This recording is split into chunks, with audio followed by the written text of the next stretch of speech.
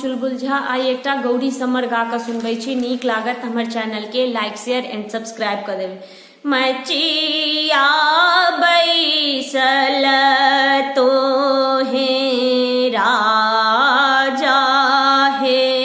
मंतरी सी, सुनो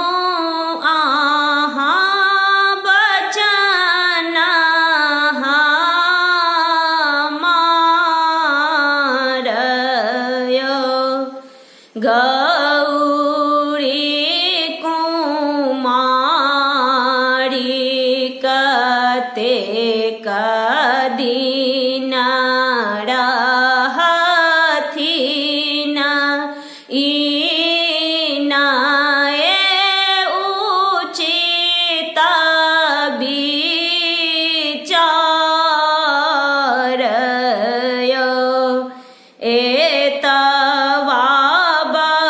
जना जब सुनालन हे मंतरी सी, पंडित के आनलन बजाए, आबथु पंडित बैसथु पलंग चढ़ी, गुनी दिया धिया के विवाह, एक पोथी उतकलन दोसर पोथी तकलन, तेसर पोथी वेद पुराण,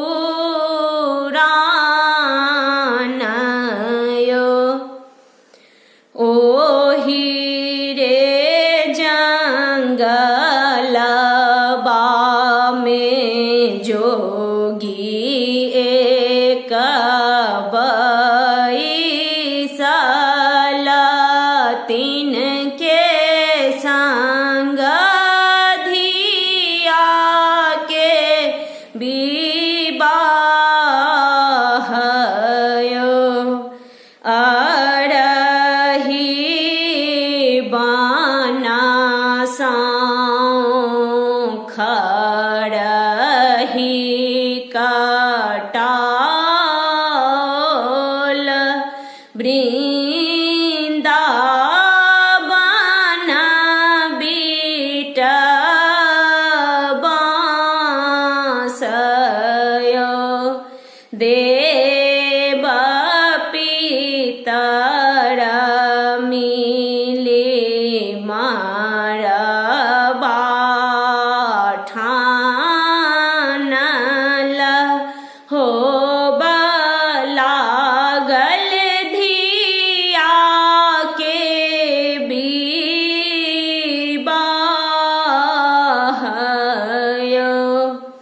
एक दिस बैसलानी नारद ब्राह्मण, दोसर दिस गौरी के बाप, बाघक छाल पर बैसला महादेव, होबऽ लागल गौरी के विवाह,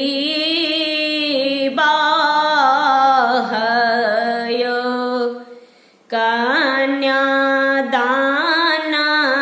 कए जब उठलन हे मंतरी सी, मोर मोती